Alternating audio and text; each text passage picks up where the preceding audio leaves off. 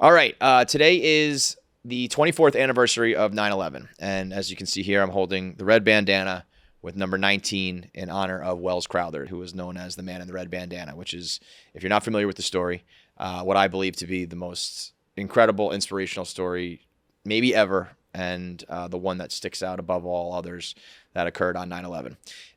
It's the story of a 26-year-old BC lax guy, just like any one of our fans or anybody who works here at Barstool would have fit in with the rest of us. The only difference was he happens to be one of the biggest heroes of all time.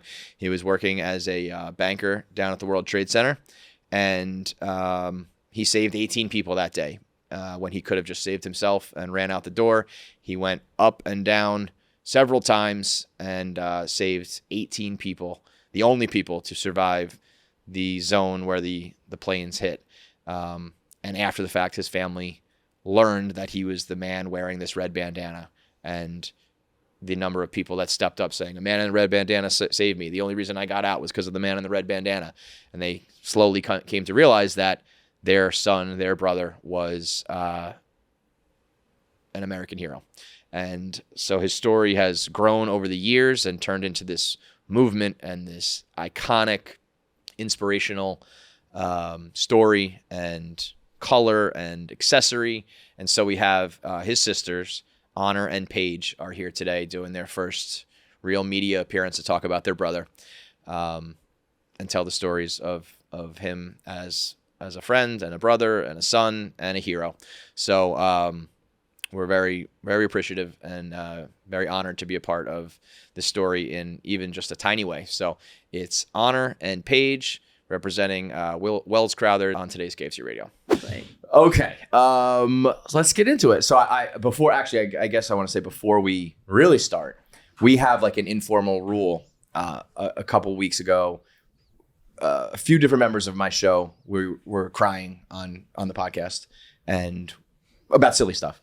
And my co-host said, the next person who cries on the podcast has to shave their head as a way to get us to stop crying. And I was we're going to suspend that rule at least for me today, because I tend to get emotional. But I really appreciate having you guys here. And thank you. I know, I've lived in New York my whole life and have friends and family who are affected. So I know this week is a difficult one, or I think different people process the things differently and all that. But I appreciate you, taking the time as we record this on the 10th. So yeah, it's an honor.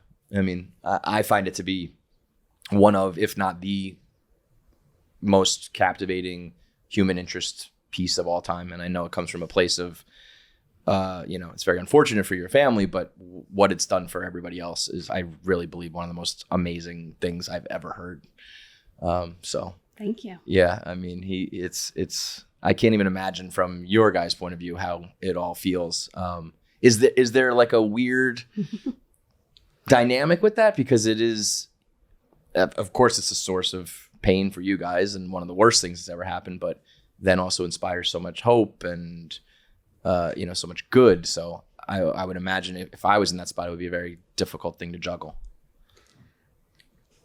I don't know how. Certainly won't speak for Paige, but I'm sure at some point she'll tell you how much younger she is than I am. I already did. So there you go. 10 minutes ago. So it might be a little bit different for her, but honestly, it almost feels like Welles, almost like, was he really my brother in the sense of like, I mean, honestly, now I've lived more of my life without him than I did with him, unfortunately.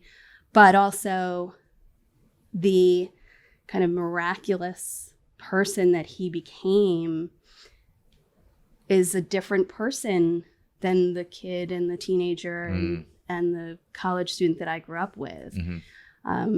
Not in a bad way, but just he has become so much more than just our brother. Right. That it's like you have to stop and think and like really pull up those memories to be like, yeah, no, he was there. And, it's him. And it's sort of hard to,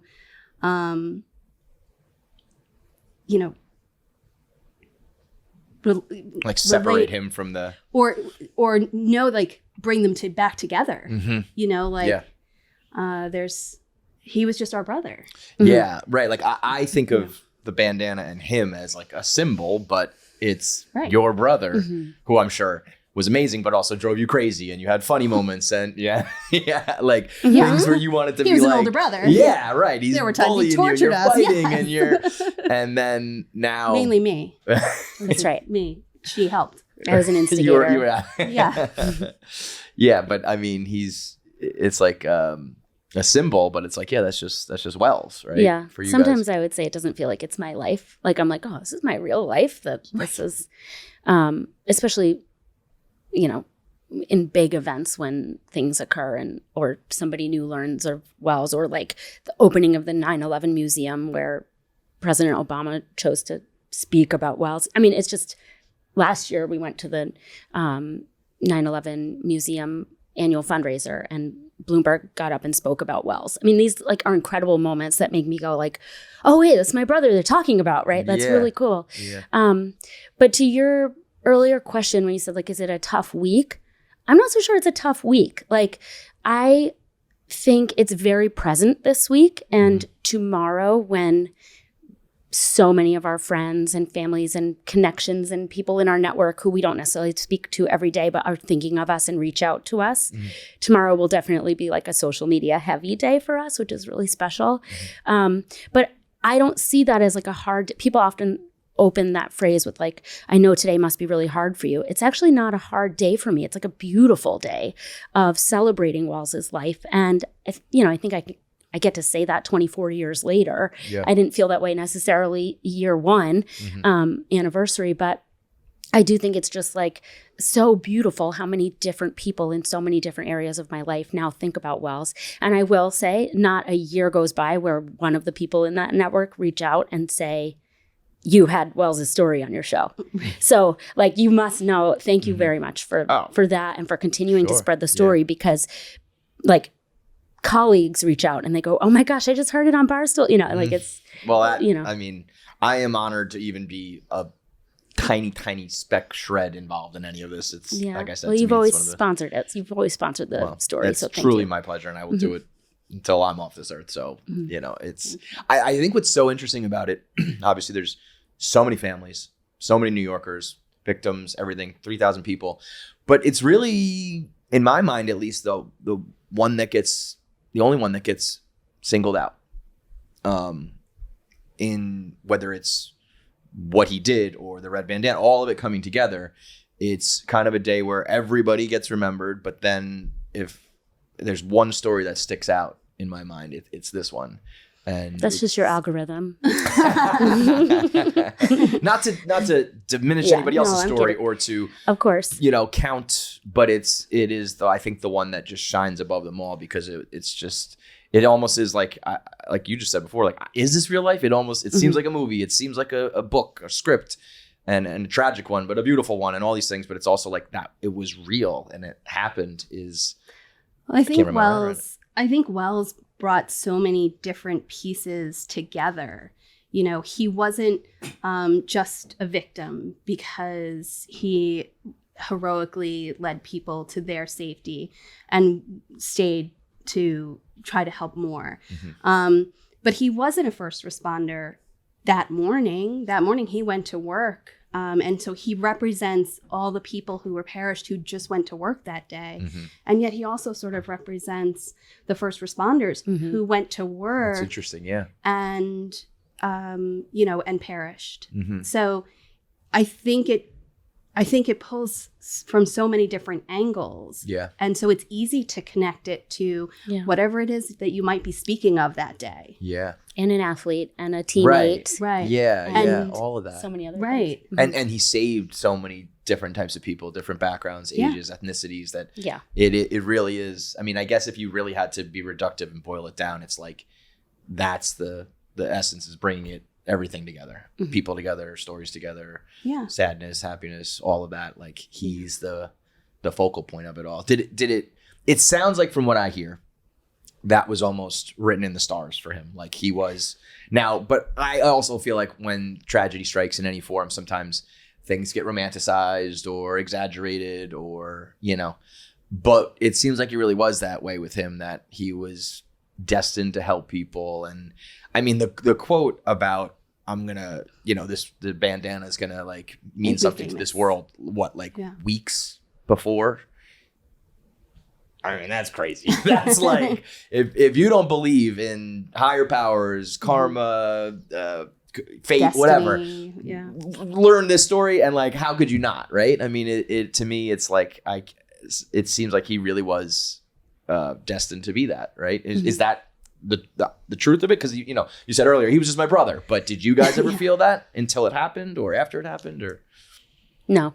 Yeah. I mean, why would you, right? Because it's just like, idea. Yeah, no. I mean, you're right. Looking back on it and having that perspective and retroactively, obviously, right? But I was only 17 when Welles passed away. I was kind of like, oh, that's my big brother. And quite honestly, he moved out of the house when I was 10.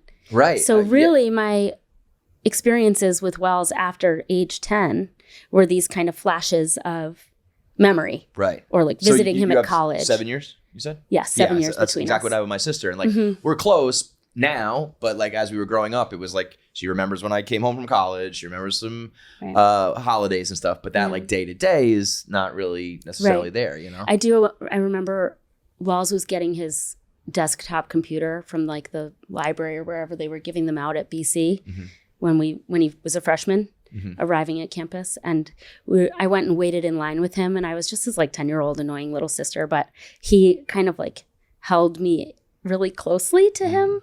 I wasn't sure if it was because I was like annoying and in the way, adorable, and maybe he would meet some girls. Most likely that one. You set the trap, you're the bait.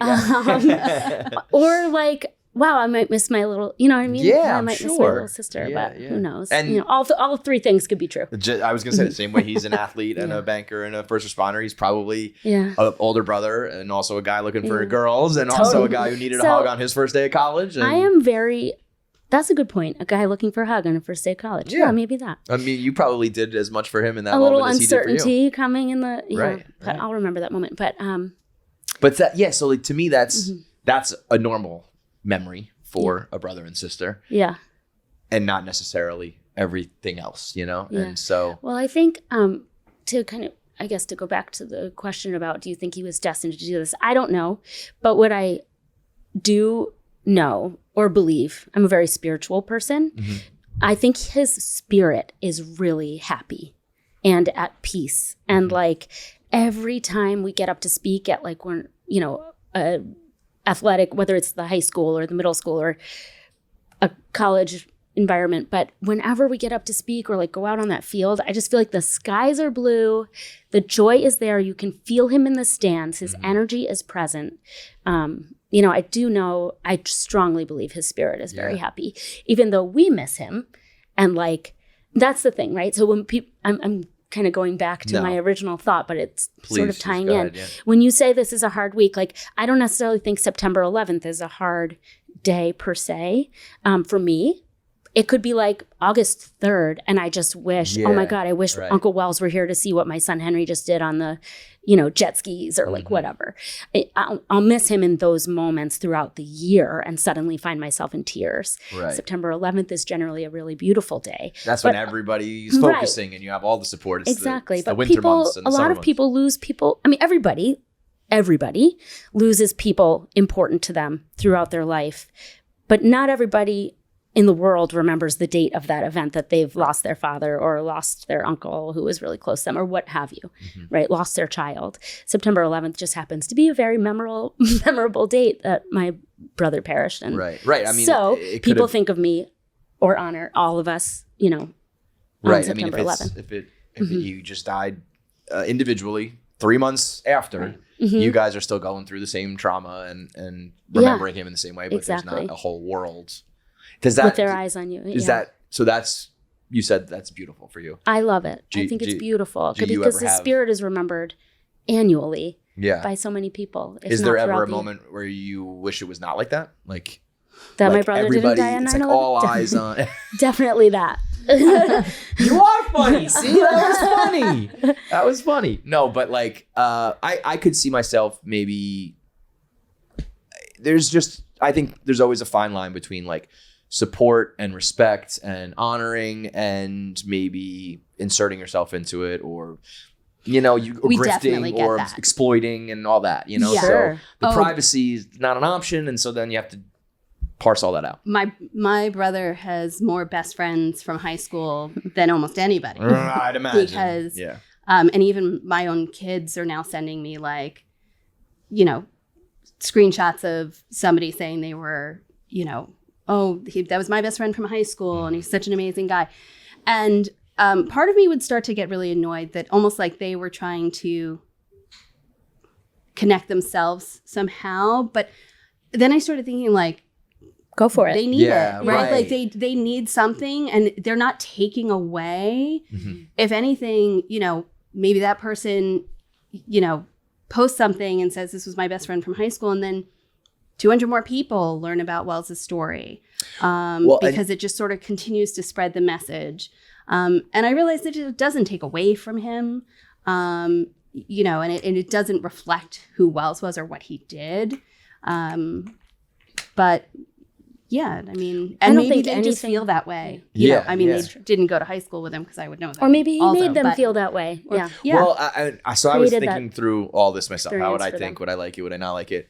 And then just the way you described it right there is kind of how people found out the story in the first place, right? It was like other survivors piecing their stories together. I saw him. I recognized the bandana. Somebody saved me.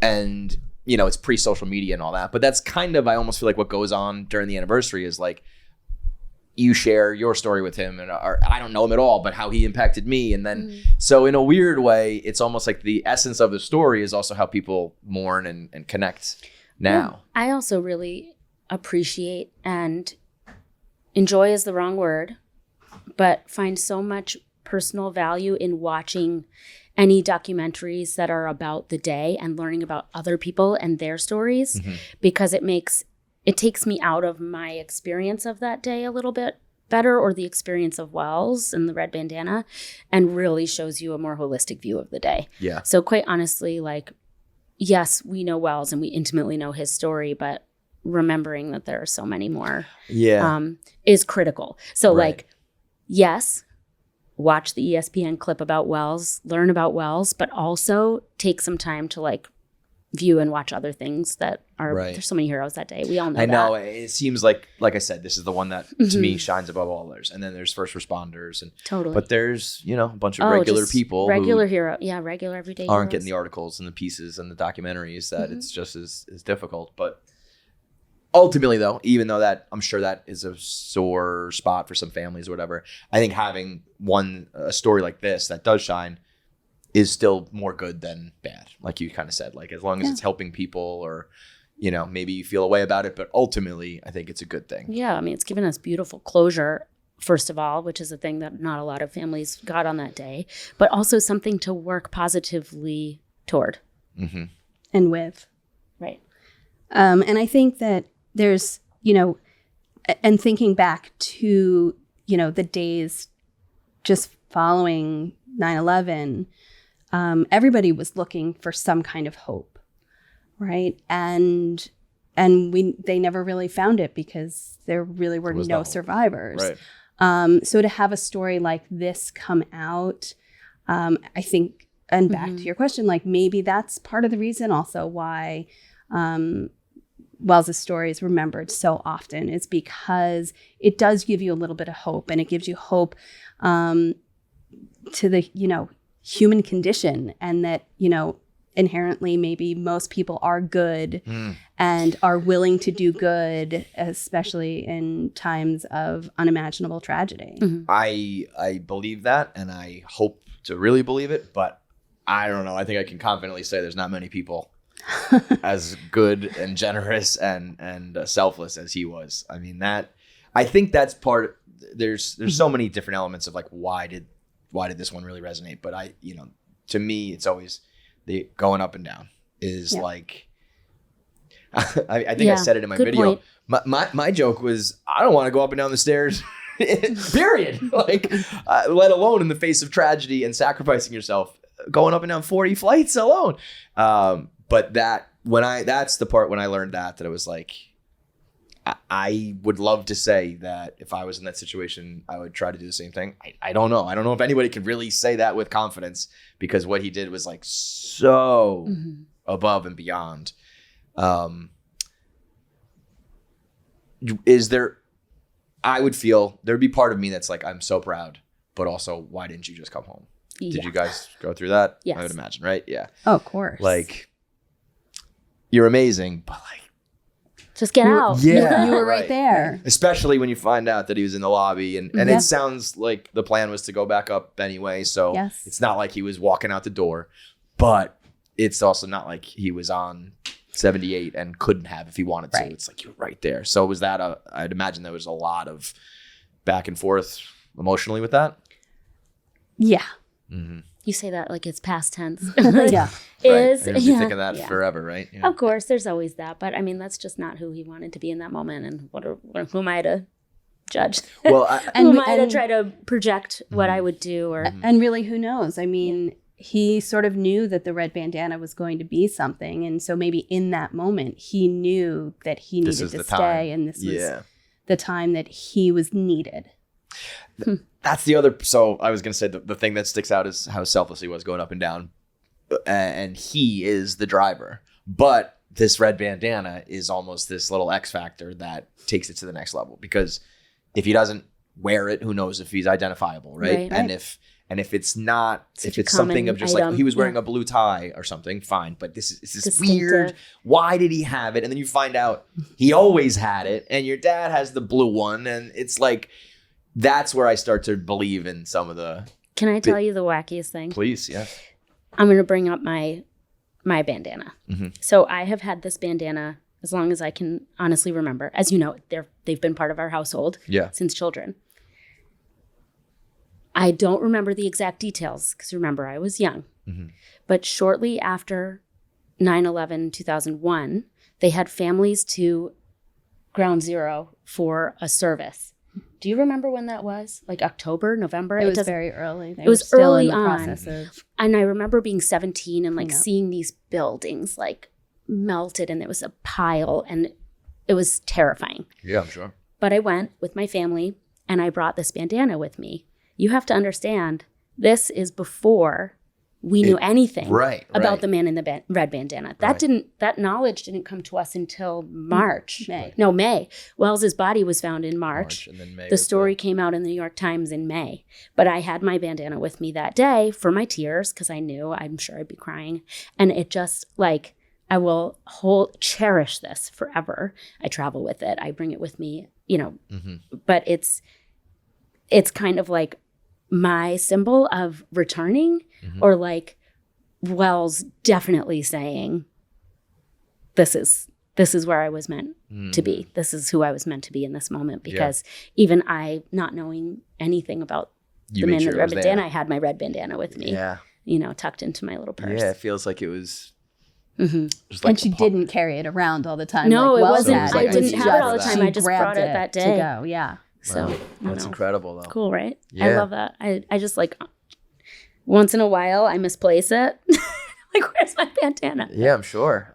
Yeah, it sounds like it was such a it's a quirky thing, but a normal thing. I don't know. Your dad had and his son was like, I want one too, and he did blue, he did red. Like, I don't know. It's unique but normal.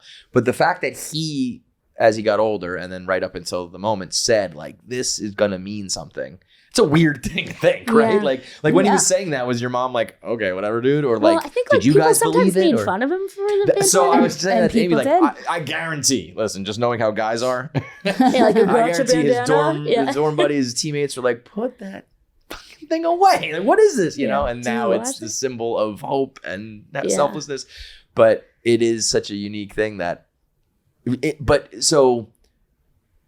up until it happened, did you guys feel a special connection to it, or it was just like that's to a bandana? Yeah, like like, yeah, it was just. I have so many memories of my dad pulling he'd keep his comb in it. Yes, his comb and was like in fold his comb in his into back the pocket. And he was blue, right? So it was like, and He Welles was needs blue. his own one. I mean, it would like often get used like, oh, you skinned your elbow. You need to blow your nose. Blow your nose. Yeah. And then like comb back in. Yeah. It's kind of nasty. yeah. No, I'm kidding. Right. He'd fold the gross part first. No, I get it. But yeah, I It was mean, we part of have like, certainly our dad's bandana was a part of our entire childhood. I certainly remember Wells's from high school and, between hockey and lacrosse and, he had it all the time. He, wore it under his helmets and stuff like that. But it really it didn't define him in the way that it does now. That was just Welles, and it was just a kind of quirky little part Everyone of has him. like their favorite shirt or hat or a blanket or whatever, and his just happened to be this unique little accessory, and now is like a symbol. Yeah. You think he's like suckers? All those guys that made fun of me. I mean, he's like Now you all have one. He's to remember me by. low key like the greatest marketer of all time. Talk about calling your shot, Yeah, I mean, all that comes together to me. Him, the bandana, the situation. I mean, and I can't think of anything more dramatic than the idea of it getting pieced together, like the article in the New York Times, and then another person says it, and you start to realize, oh, that's about my brother or my son, and after the fact, after you're already processing, trying to go through. Now, all of a sudden, the puzzle comes together, and it's like, oh, this is something incredible. We're not just mourning like everybody else. Oh, you are, but you know what I mean? There's something way different here. I mean, again, it just feels like something out of a movie where it's like, to piece that together after the fact is incredible. Well, and then little things, and little conversations that we had with Welles are so much more meaningful. The summer of 2001, we both happened to be home for a weekend. And I don't remember because it was a weekend. August 10th. It was my birthday. Maybe. You guys took me out to dinner. Maybe. It could have been. Yeah. And Welles, he and I talked a lot because we went to high school a couple of years together. We went to BC a couple of years together. And even at BC, like every once in a while, there'd be a knock on my door and Welles would want to talk about something.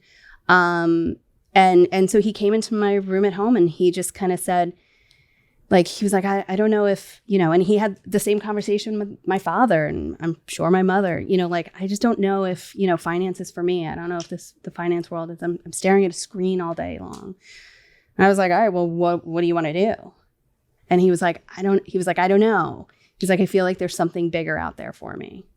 And I was like, okay, well, have you figured out what that, like we just sort of kind of back and forth. And I was like, what are you going to do though? Yeah, like a very practical conversation kind of. Right. What are you talking about? Of you as a school counselor. A school counselor, yes, it is.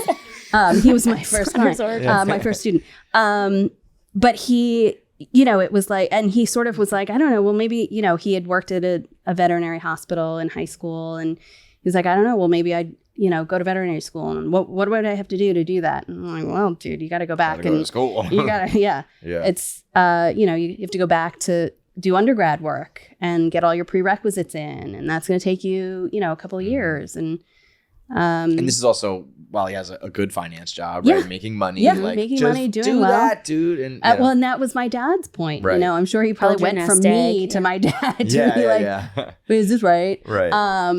And it was kind of like see where life leads you. Mm-hmm. But to your earlier question, he always knew, even if we didn't know that he was going to do something special, he did always know. He always knew he was destined for something else, for something bigger.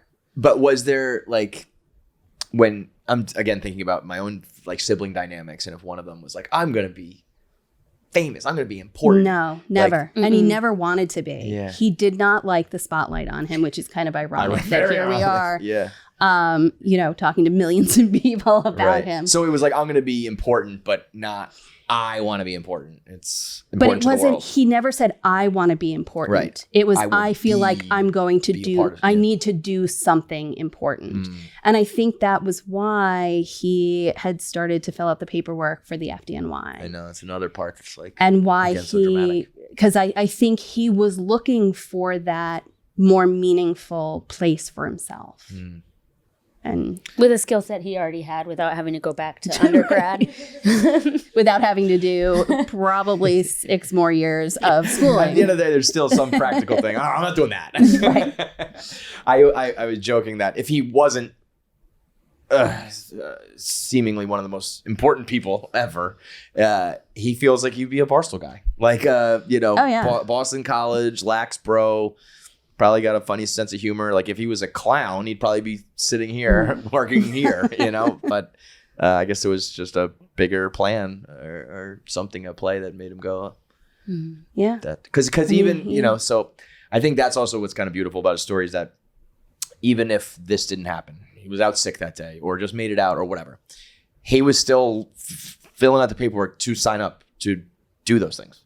So it's not a fluke. It wasn't a one-time thing. Right. And if it wasn't this time, it could have been another time because he was willing to go back into that. And that is almost it's almost the macro version of going up and down the stairs, is that he was willing to like go back into it. And that is the biggest sign of all, I think. And I think without a doubt in my mind, and probably, anybody's mind, if for whatever reason he hadn't been at work that day, that application would have been finalized that day and sent in, and he would have started that process right away.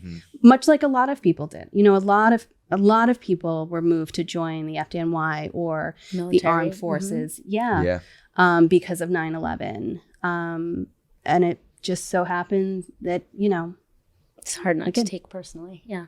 he was, he was there and he did what he felt he needed to do. It to me, it's also like the last time, unfortunately, I can really remember everybody coming together, being on the same page.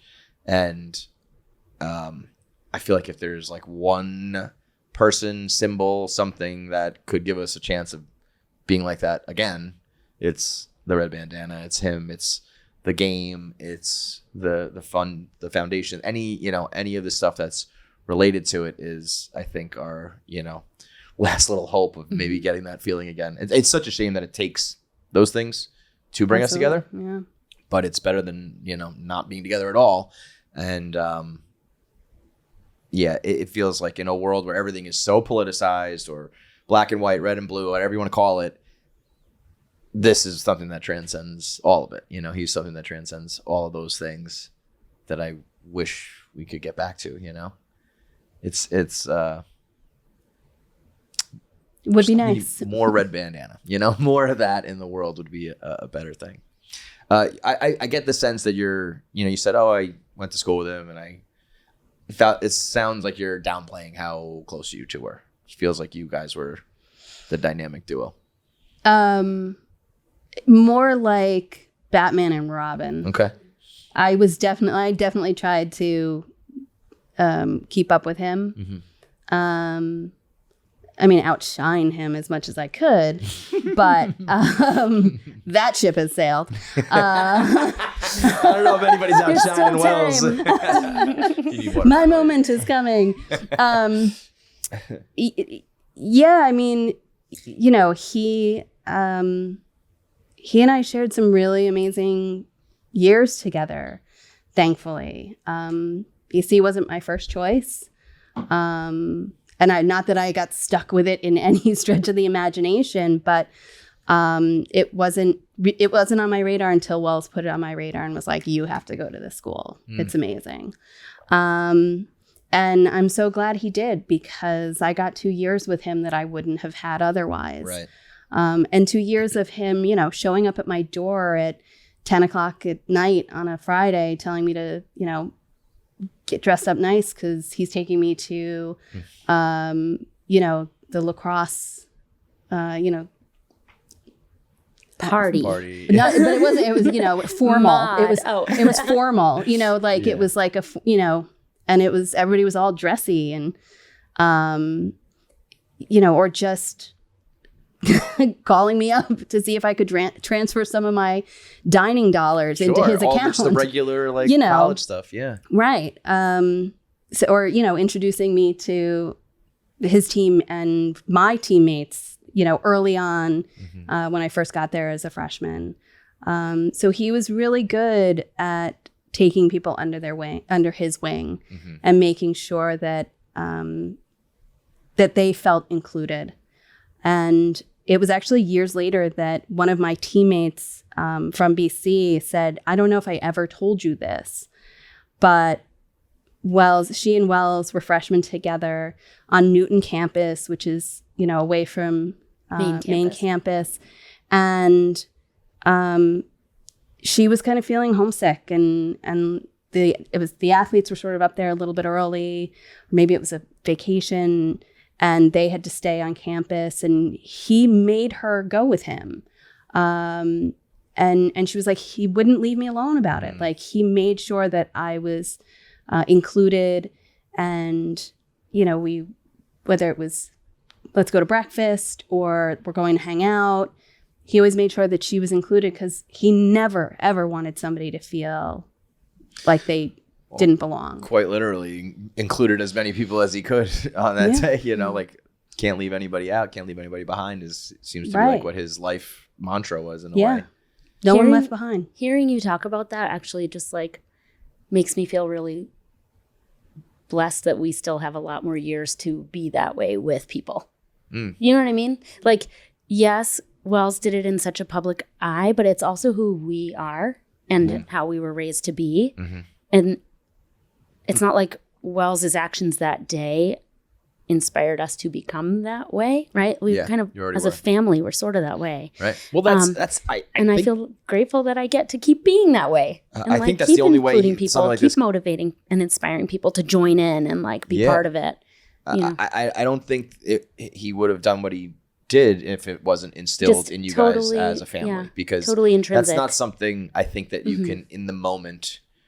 If you've been a selfish person, maybe in the moment you're like, I've done my life wrong the whole way, and this took this crazy thing for me to become a hero. But it seems more like every little day was like building towards the ability to even do it. You know, like to like. Do you think he was scared or nervous, or was he just in action? Like, why wouldn't he be scared or nervous? Right? Yeah, but I don't know. That's obviously, of course, like the rational thought, but he sounded so confident in that voicemail that he left for my mom. Yeah. So that's the other thing. So, I mean, that's almost, you know, like salt on the wound or twisting the knife is like there was this feeling of hope, right? I mean, I would imagine when you get that call, I'm sure everyone's still like, okay, let's, you know, get to safety or whatever. But you get a call, you think, okay, we're good, you know? And then, so he called while he was still up there? Walking the steps. Maybe walking the steps, we think. He called my dad's office first. He wasn't in the office because he was actually going on a golf outing, I think. But spoke to my dad's, you know, assistant, and then left a message for my mom. For whatever reason, her, you know, what her voicemail picked up, and the call didn't go through to her cell phone, whether she was in a bad zone or at that point, maybe cell phones, you know, the towers were crazy. Doesn't matter. But he left the voicemail, and, you know, for a time you do think, okay, he is okay. Everything's fine. Yeah. When I listen to the voicemail, honestly, I actually hear a little bit of, not nerves, but like, it's not his. And it could be, and this is why I sort of think he was probably on the stairs at the time, was because there is a little bit of like shakiness. I agree. That maybe not everybody would hear, but because we know him, we can pick up on it. And so I think he's probably it's trying to calm mom too. Well, that's If you're gonna leave a voicemail for someone and you know you're not necessarily okay, right. You're the way your voice it. will sound. I want you to know I'm okay. You know, I mean, it's very natural to and I think have just some nerves about. You know, I don't think there's any way that he wasn't nervous. Sure. Because I'm just, from descriptions of everything, even if he hadn't gotten down to the Sky Lobby yet, I mean, it was, and you can see it on the, you know, on the tapes and on the footage of it, it was a huge explosion. I mean, huge explosion. This massive building, you know, was rocked to its core. And you're at the top of it. And you're at the top of it, or somewhere near the top of it. Right. That's, but I don't, he always was able to sort of compartmentalize, like, you know, okay, well, too bad. Fear has to go over here because there's important things that need to be done right here in front of me. Yeah, like to me, of course, there's nerves, and it sounds like a silly question, but it seems that the way he went about it was almost like he sprung into action and didn't think twice, and you know, the back and forth. It's like there was a few chances for him to be like, all right, I did enough, but like still was just confident enough or brave enough or whatever you want to call it to go back. So it just seems like you would almost have to be on compartmentalize or go on autopilot or whatever it is to be able to do that. And I just don't think there's many people at all in this world that can do it that way, you know? I mean, first responders, I was going to say, well, people in the armed forces, top but but that's you know, there's a lot of them, but that's still a small percentage. And the fact that it seems like he linked up with other firemen that day, you know, who he was with and who he crossed paths with, and the jaws of life and all that. Like he, in that moment was, I'm sure they were like, where are my other, you know, firefighter? Okay, whatever. It's this guy. This guy's awesome. Let's go with him. You know, that to me is like, you know, I mean, that's kind of what he wanted. And you know, he got it in his final moments, which is bittersweet, but it's fascinating and amazing all the same. And now it's turned into this cultural thing, right? This iconic inspiration, and everything from the physical bandana to we see the beer here, and people just latch onto that symbol, the BC game, and all these things that really kind of keep it alive, right? Is there anything like the BC game seems to have become this like unbelievable? It's getting to the point where I hear so much about it, and Amy's so much about it. It feels like a bucket list. You have to experience it once in your life. You know, it's like the marketing is like a superhero movie, like the hot summer superhero movie coming out. Like, what will they wear? You know, it's cool. To me, it's like you got to go to this stadium and you got to see this team play, and now all of a sudden, add to the list is like you got to go to the BC Red Bandana game, which is another thing that's, you know, pretty rare to have one of those and to have that be in your name and a part of your families. And then you guys being BC cult, to be honest. It's got to be a cool thing for, you know, your alma mater that means so much to you to also be such a big part of it, right? What another thing that I felt was so fascinating was that all really started not because of anybody from BC, right? There was the kid at Central Florida. Yeah. So when we learned about the story, and then I guess a few years later, right? Marielle and Jessica Alberti, Marielle Sack and Jessica Alberti started the idea to have the Red Bandana 5K at Boston College. Mm-hmm. So we were just truly trying to share Welles' story and recruit people to come join our Red Bandana run, which is always like in September, October, and it's our fundraiser for the Charitable Trust. I was, I think, a senior in college at that point at BC, and I would go to the games early with Jessica and Marielle, and we would walk around the stands to any students who arrived to their seats early and try to get them to listen to us about Welles' story. And I had my pitch down to like 2 minutes tops so that I could like quickly try to get the hook and get them to feel interested in this enough to go join us for the 5K. Sure. I don't know. It must have been like 2005, fall of 2005, I think is maybe when we started the Is that right? I don't remember. Anyway, so it's funny because some people will be like, okay, and not really care. Sure. And I sort of wonder sometimes if those people then saw Welles' story or now know it or think back to like, oh my God, remember when his sister Paige was trying to hawk that story to us? No, I think it's or more some like girl. Yeah, or some random girl with a red bandana. Yeah, that So might be, but I'm I sure there's literally also was just- people like, can you believe that we like didn't react or join I don't or know. like Who now it's knows? this amazing okay. thing and we were like, yeah, whatever. No, like, can you go away? We're trying to like Get to her game. enjoy our drunk, Yeah, right, who knows? right. So I remember us walking around the stadium just trying to get interest. And maybe we had like 100 to 200 runners that first year. Not bad, but like, Yeah, it's still great, but- it was pretty good. Yeah. We felt proud of that. Yeah. And then I remember it was a couple of years later when the ESPN story came out and Drew Gallagher did that beautiful piece. Mm-hmm. My friend, my college roommate's now husband called me and he was like, you have no idea what I just saw on ESPN. And I was like, what's going on, dude? And he goes, oh my God, this is huge. You must go to the TV. Like, go watch. So you didn't even know that was coming? I mean, no, I'm sure I did. I don't really remember at this point. Yeah. And again, I was kind of young. Yeah, sure. Sort of enjoy, you're you're starting out my partying, 20s. you're enjoying life. Yeah, right. yeah, you're I not think thinking I was about like these things. early to mid 20s. This is when this was all happening. I mean 7. I was 7. No, but I was kind of doing my thing and like growing my professional career, whatever. And he called me and told me this. And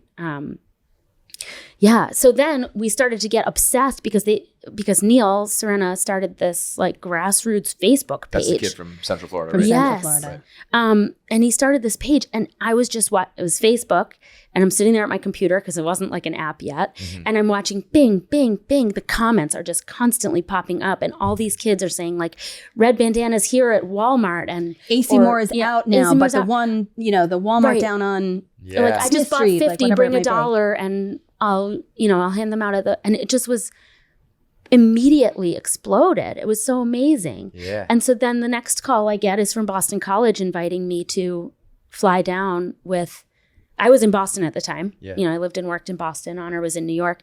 And so they said, we're going to fly you and your sister down because my parents were reading names at Ground Zero that year. That's why they didn't go. Got it. So Honor and I were invited. I flew on the chartered plane with the football team. That was fun. So cool. Yeah. That's I got did it. not. I was crying in the Orlando airport the next morning on September 11th, like bawling my eyes out by trying to, myself.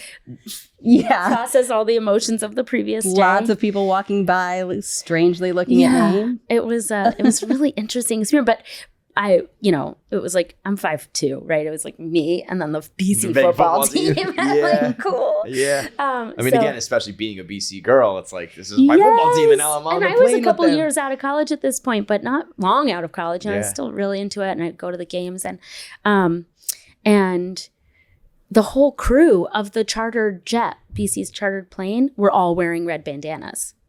And it was just like, I felt like a total celebrity. Yeah. They put me on this plane. It was incredible. They let me sit in a cockpit for a minute. Like, Yeah. the captain put his hat on me. It was very Right. cute. But yeah, and then, so we land, I did not. Yeah, again, crying in the airport. All alone. Big celebrity moment. You're getting like an Auntie Anne's pretzel at the airport. Not even. They had Wetzel. No, I'm just kidding. So we met and we stayed at a hotel that first night, right? It was like the game was the next day. So we flew in, the game was the next day. Or is it the vice? Yeah, because we flew out the minute the game was over. You flew out that night, Right. yes. So we flew in, we stayed the night. The game was the next day. We had like a keeper, if you will, kind of ushering us around the stadium because we clearly had no idea where to go. Yeah. And it just was a really big and momentous and spectacular experience. I remember a lot from that day. And I think that was probably the first time that really people truly understood how much of an impact his story was going to have. Because the This fact... is 2011, right? This is 10 years later, the game? Yes. Yeah, because that's when the ESPN clip Right. it was out. in direct reaction to that. Right. Yeah. And it was, the fact that it all started with a rival school and that a student at a rival school would see this piece and be like, we have to do something with this. Right. Let's honor these guys from enemy territory. Exactly. Yeah. And there were definitely posts on there that were, or comments that were like, you know, I can't believe you guys are going to wear red bandanas. And then people would jump on them. Like trolls, but trolls. Yeah, legitimately. Like, dude. First of all, and then it was like UCF football. Calm down. But then it was like, but red goes so great with black and gold. You know, like it was like so like people were defending it in so many ways. Right. The mascot wore the red bandana that day. Yeah, yeah. Cool. I mean, literally everybody did, and so it was just so nice to see how again it could come together. Mm-hmm. And it really could bring people together. Athletics is like that, I think. Oh yeah, like the healthy rival, the healthy like not always competition, healthy, but an unhealthy competition. No, but I mean, there's I don't know what it is, but when you're at a game, any game really, but certainly ones of heightened importance, the anthem is playing, and there's fireworks, or there's a flyover, and you just get emotional for just because, let alone when you put a story like this behind it. It's that's what I mean. It really feels like something that everybody should experience at some point if you're an American, if you're a sports fan, if you have a heart. I was sort of thinking like, because it's easy to go, why didn't BC start the red bandana football game? Mm-hmm. But when I'm processing it and I think about that, because they knew about it, BC was always supportive. We did this beautiful run, right? Yeah. Like we had all this momentum going, and they'd always loved our family. But I think it's like it would have been seen as almost like self-serving. Totally.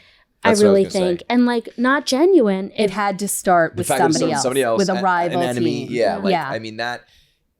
Again, it's such a fine line between support and honoring and caring and utilizing. It would have been like a gimmick almost if they tried to just be like, "Hey, come to our." Sudden, it's like, "Come to our thing because we're doing red bandana." It's like, okay, like somebody lost their life. Yeah. And maybe it probably still would have been come from a good place and a good thing, but this allowed it to happen organic. They didn't jump on it. It wasn't 2002. It wasn't like, let's do this right away. No. It took a long time. It happened organically. And now I think that means it has the foundation to go on for, I hope, BC forever. had us on the field and shared Wells's story before the 10-year anniversary. They did, because they would have us and host us. Well, that's the power, though, of some of the... But it's really quite incredible. The piece getting out there and in the way that it did. Yeah. Mm-hmm. Yeah. Yeah, a little. Right. It wasn't an organization. It wasn't a corporation. It was natural. It was Neil sports and human interest piece and and there is something, sports in America, if you're a sports fan, it is the perfect little storm for it to become, what it is today. Mm-hmm. Are there ever moments where you wish it wasn't this way? That it does it ever impact your life to the point like I don't want to be Welles' sisters who have to performatively do something, or you just wish you had a quiet normal life, or you we have quiet normal lives. Yeah. Well, right. I make school lunch every day. I can walk down the streets of New York City, no problem. So there's never a moment where you need to put on for the Crowthers family and I don't think so. Yeah, that's good. I pick and choose the things that we decide to do. We don't say yes to every single thing that comes up. My mom does a lot of public speaking, but she loves that and needs that. And I think it's the connection to Welles is important for her. We generally do a lot of the things that we do, of course, are at BC between the run and the football game. Other than that, it's things that we really want to do, and the things that bring meaning back to us. I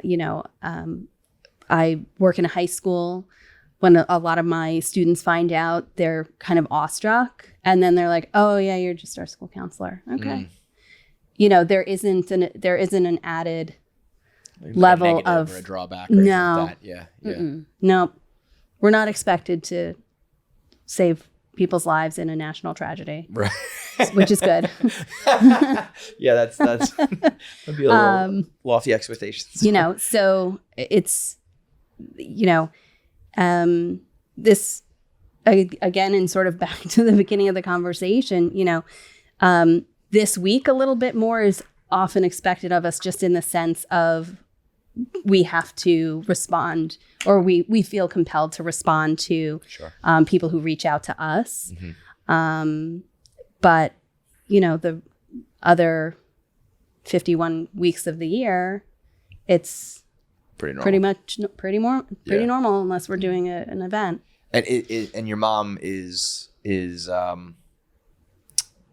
more involved in all that, or is it like, it seems like it almost gave, I'd imagine, the second half of her life meaning in a way, right? Like I can imagine after you're pretty much done raising your kids, or everyone's in college and on their way, and you're sort of like, what's next, or do I go back to work, or whatever it may be, and now instead you have like this one of the most unique, unfortunate but fulfilling, however you want to describe it, challenges or opportunities in front of you to do this incredible thing. Yeah, and it gave her an opportunity really to keep Wells's memory alive, and stay connected to him in a way that he, his death, precluded.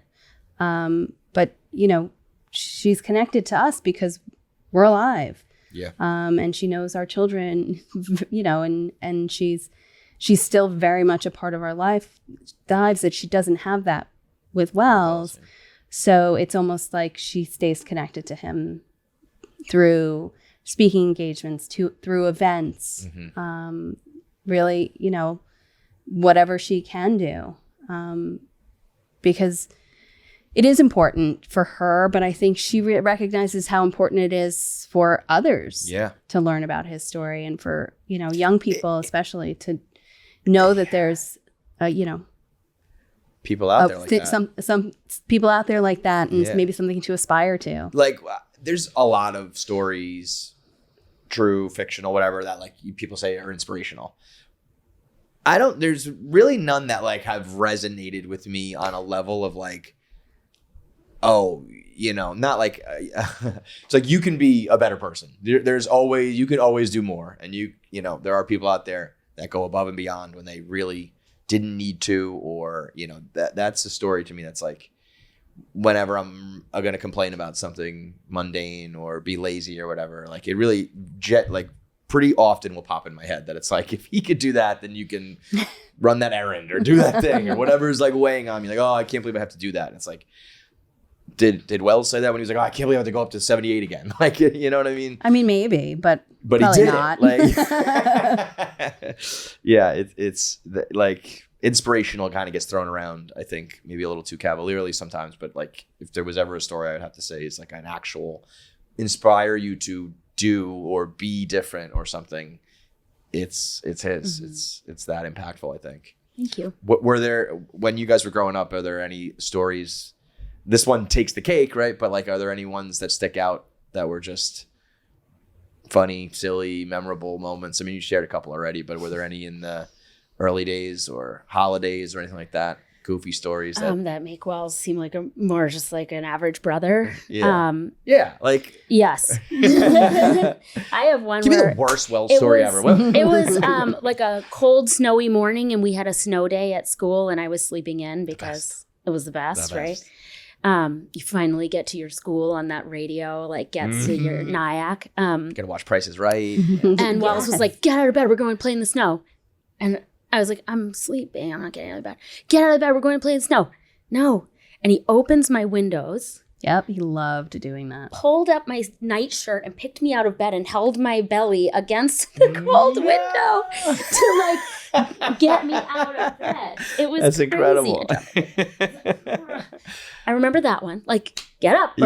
So there's that one. One my mom loves to tell.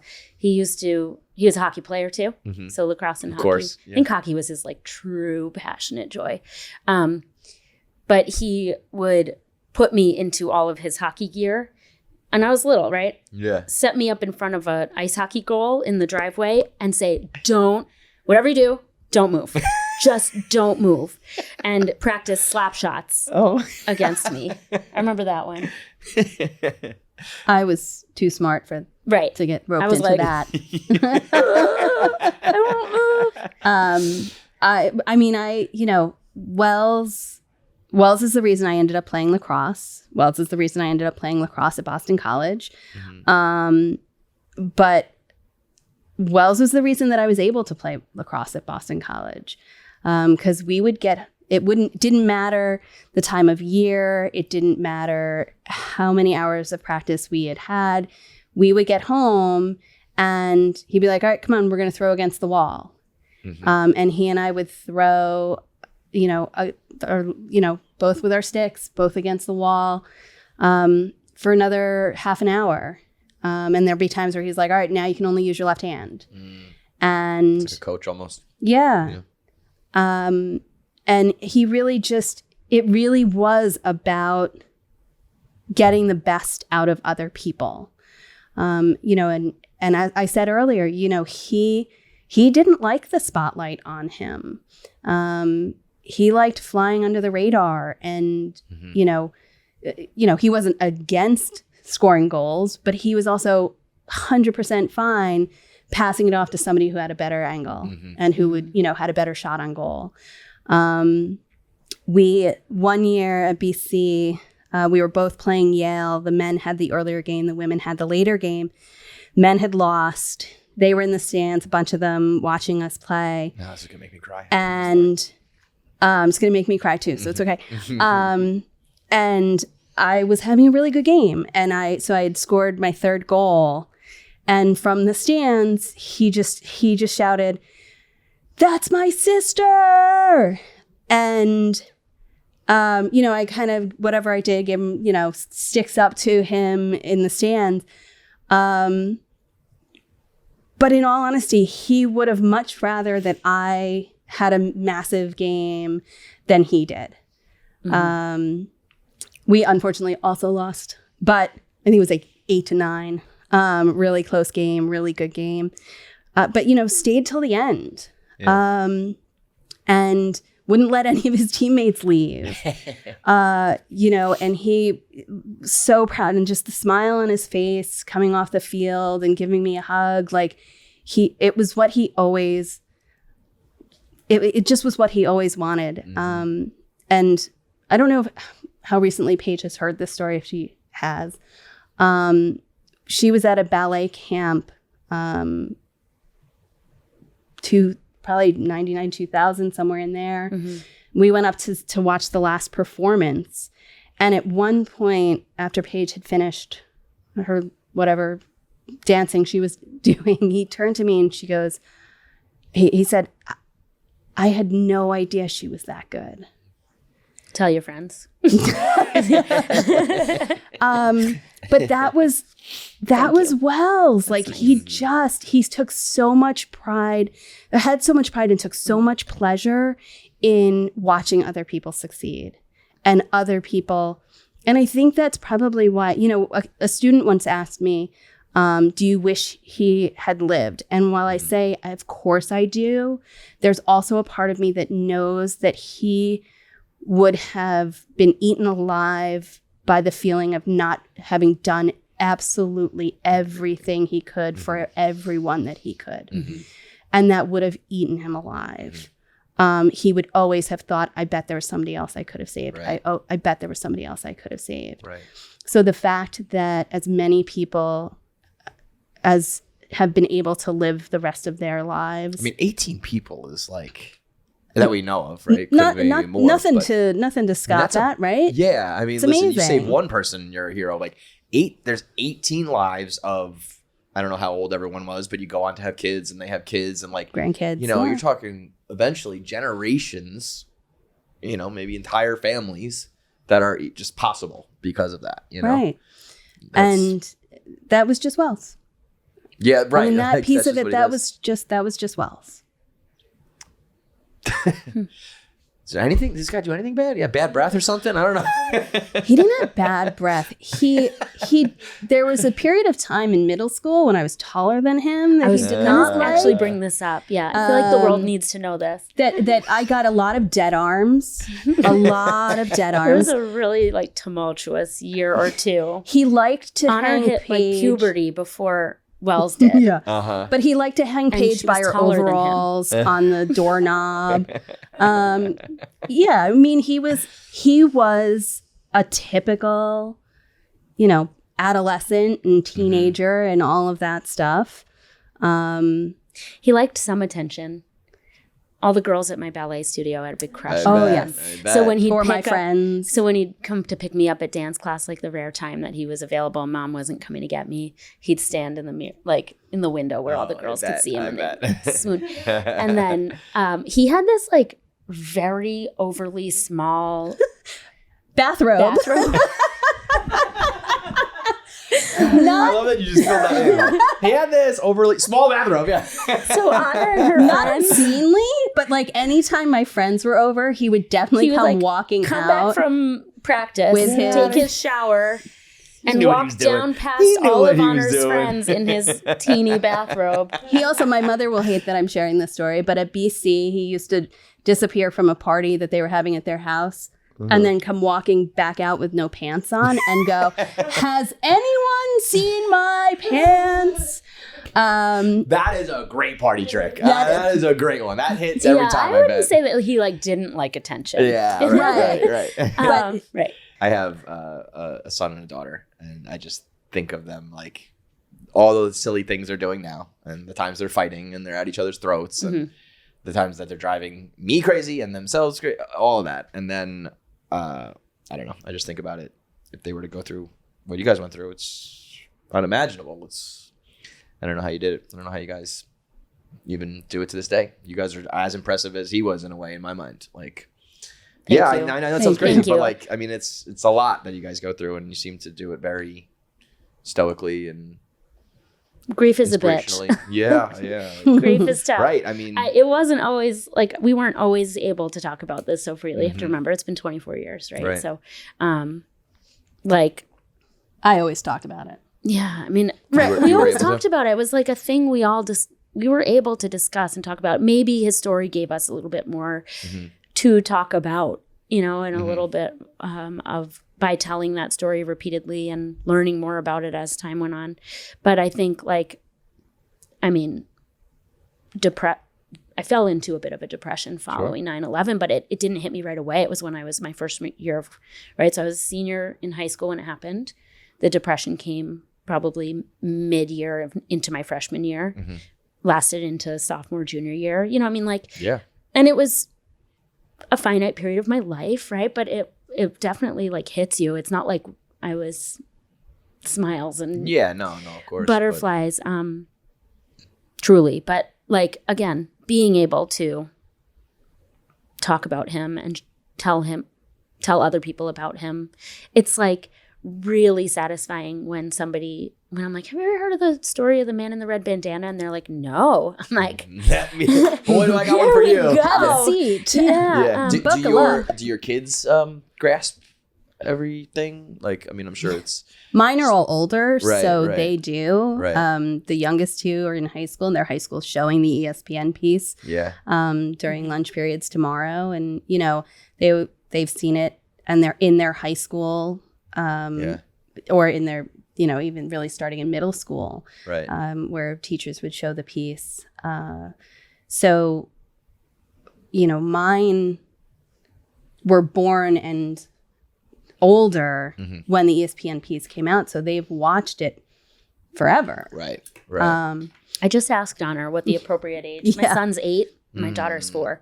And I'm not quite sure the appropriate age to show my son the ESPN. And I'm like, well, my Piece. My youngest was 1. Yeah. I mean, Right. they've just always seen it, and I've always been honest, and they've always. What was the verdict on what age? I'm uncertain. I haven't shown him yet. But Honor, to plug this, Honor wrote a children's book. Oh, cool. So in a effort to be able to talk to her children about Yeah. 9/11.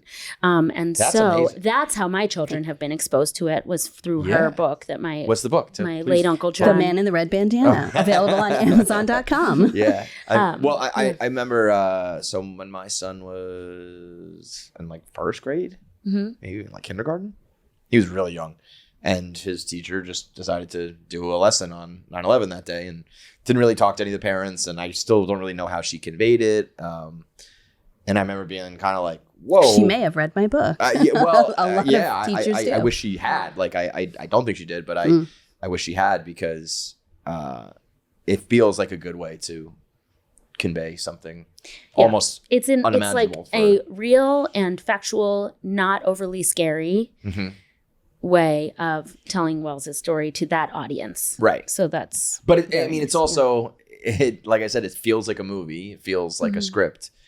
Yeah, so, a really good one. Yeah. So it's like you're telling it in the form of this story where there's a hero and drama and it's amazing, but it's not fake. It's real. So, you're not like, you're not sugarcoating anything. You're not hiding anything. Like, this actually happened. And in a weird way, maybe that's the biggest gift of all, is like for people to be able to process something that is unprocessable through this, unbelievable, dramatic, cool, story. Like, if you remove all of the importance from it, it's just like, this is incredible. This is amazing. This is, wow. So those are the things I think people can process and understand and latch onto and maybe get through, the bigger trauma and the harder parts of it all, It's amazing. It's always resonated with Barstool. I mean, I do the piece every year, and Thank you. Before that, Dave used to write a blog every year on the 11th, and it is there is something I think about Boston, and the young guy, and like, if a lot of people in our world, I think, can say like, oh, that could have been my roommate or me, or like, so there's that relatability. But it's you guys are great. This is Thank you. Thank you. I said it a second ago, but I really do mean it, that like, what he did is this crazy physical heroic act, but I think what you guys do and how long you've continued to do it and how much longer you're going to have to do it, and explaining to kids and explaining to family and spreading the word and running the events and going through the grief, and all of that combined is its own battle, and one that I think you guys chose to take on in the same way that he chose to take on his. So in a way, I think it really goes back to your family. And he kind of chose it for us, but true, yeah. true. But there's I don't know also whether a really it was, supportive, wonderful group of like highly intelligent and capable friends of Wells's and members of our family who participate too, right? So it's like it's not we're just you sitting two. here, but Right. there's a whole community around this with us, for whom we are very grateful, because they do a lot of things. Right. Yeah. Is there a lot of anything decisions. the people can do? Or do you guys need, so you have the 5K, you have the The Red game is a big Bandana deal. run. That's a fun one, So actually. if people- the streets of, streets around BC Is that fill up something with people Red can Bandanas. just sign up for, or do you Totally. need to, yeah, okay. Yeah. So, and that's, I think it's October 25th this year. okay. So It is. people want to do the 5K if you're in the area or want to go, that's the 25th. Is there any charity, the foundation? Is there anything that you want to plug that we, Yeah, we've got the Welles Remy Crowther Charitable Trust. And if I remembered the website, which was recently changed, I would Just give- Google Welles Remy Crowther Charitable we'll put a Trust. link in the Thank you. description and everything. So Perfect. we'll take care of all that. We do we raise a lot of money for children's organizations primarily. And, we do not have overhead costs. So pretty much every penny Goes that right you to them. donate goes right to some really deserving, and we have all the information on our website. Okay. So it, really a lot of it goes right to some really People who need wonderful it. organizations, and it's everything from arts to sports and medical need for children as well. Always we have the Red Bandana 5K up in Boston at Boston College, but for anybody who wants to run on their own and can't get to Boston and wants to do it virtually, Sure. they can. Yeah. They can still register. They can and do it still That's great. register and run. That's awesome. Or So- walk. Or run walk. I also turned it into a get in the car with the Boston police officer who Be was driven. the tail Okay, run, end, walk, or drive.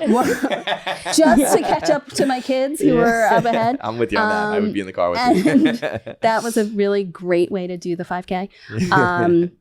So there's opportunity there. Awesome. And then if you're in the Boston area or want to be, please come join us. We will be at the run. We'll be at the football game most likely on November 8th this year. Yeah. And if you're here in New York, go to the museum. Mm-hmm.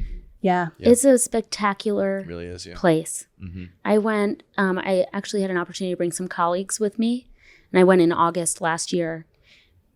I hadn't been there since the day it opened. Mm-hmm. So we were there for the opening, and then it was like 10 more years for me to go back. You've done a beautiful job. It is incredible. Yeah, it's nice. And it's powerful, and you learn so much. And there's this beautiful part about like September 12th, right? Like, okay, and then what about September 12th and the resilience and like the hopefulness? And, it really is, the way they've curated that museum is absolutely incredible. And it's such a treasure to have here in the city. Yeah, and so I think if you're like local a here, lot of the go to the sites museum. of New York, sometimes they get overlooked when you live here. You don't go to the Statue of Liberty. You don't go to the Empire State Right. Building. You don't go to the museum. But that's one that you should Go to the museum. check off, yeah, because it's not just a site. It's And that an way you learn experience. not only, you see Wells's bandana, Mhm. and that's really special, Yeah, that's but you amazing. learn so much more, and you get a real, you feel the power and strength of the day Yeah. in a way that you wouldn't normally. And the guided tours are incredible. Are you guys religious? Spiritual. We are Episcopalian baptized, and Did this did this affect your spirituality or religion? I feel like sometimes like I would have the feeling of like why, and there must not be a God, but then also something so amazing and divine, and it's like I said, seems like fate that maybe I would start to think there is. So on that day, on the 11th, I was actually in law school, which didn't pan out, but Probably I for the had best, you know? yeah, I had afternoon classes, so I hadn't gone in. And while it was all sort of happening, I was watching on TV, and my now husband came and picked me up to bring me back to Nyack to be with family. And the first thing I said to him was like, "Take me to church." And we went right to my church. I was able to go inside and just say a little prayer. But yeah, I mean, I absolutely had those kind of thoughts of how could there be a God? And I think everybody starts to question it when something really tragic happens to you. And then you see, the lives and the families that he was able to put back together, and the important work that he did on that day, but also the way that Welles continues to inspire people. And you can't help but think, yes, this, maybe this was some grand plan after all. And maybe he did have an inkling of it. And that's why he kept saying, this red bandana is going to kind of put me on the map kind of thing. So, it's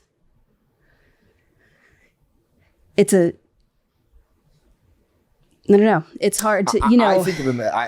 In my like description of him is like he was a guardian angel in like flesh and blood, like, and then now continues on in a way. So like, I don't know if it makes me thinking, believe more or less, but it definitely has, a lot of religious almost undertones in a way that's spiritual undertones. And one of the women that he saved, Ling Young, says that in the piece, like, he was my guardian angel. I can't even imagine that, like, because of the red, like you can't see anything. It's dark, it's rubble, and then this like red thing appears. It probably does feel very, not even real. Yeah. Like, did that happen? Well, and even just what he said, follow me, I know the way. Yeah. There is something very sort of spiritual about that. Right. And I think that's why people latch onto it as a symbol and a lesson and inspiration and all that, because that's the blueprint to for act. Yeah. It's beautiful. It's tragic, and I'm sure, obviously it's the worst thing that ever happened to you guys, but also it is for everyone else, and the amount of people he reached is, truly amazing. Well, and in all honesty, as difficult as this is to say, he had to perish in order for this to be a story.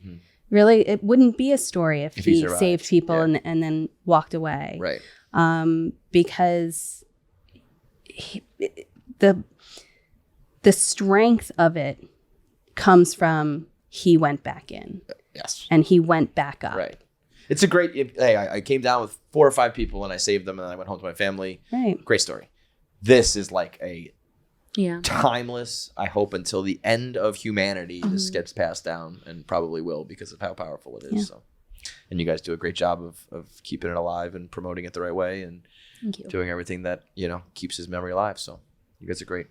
Thank you. Thanks. As I understand it, this is like the first type of media stuff you guys have done. You're great. You're both great. I've done tons. You're naturals. If you wanted to do more of it, NBC, CBS, I think it's you'd all. be great at it. When's your guys' podcast come out? Yeah. Oh, it would get People that. It have would be said that to us Yeah. before. Hey, it doesn't have to be bad. I just listen to you guys talk about everything It's in general. like, give us a long car ride with a random friend, and they have said that to us before. Or just a phone It's funny. call. Yeah, that's a good point. Good point. Anyway, no thanks. I'll leave that stage for you. You got it. You got it. Well, thank you, girls. I wouldn't want to take your audience from you. Yeah, I probably would. Thank I'm you, sure guys. that would be our target audience. With my fanny pack. Belt bag. Belt bag, Belt bag. excuse me, that's right. Awesome. Anyway. Thank you guys. This was All right. great. Thank you.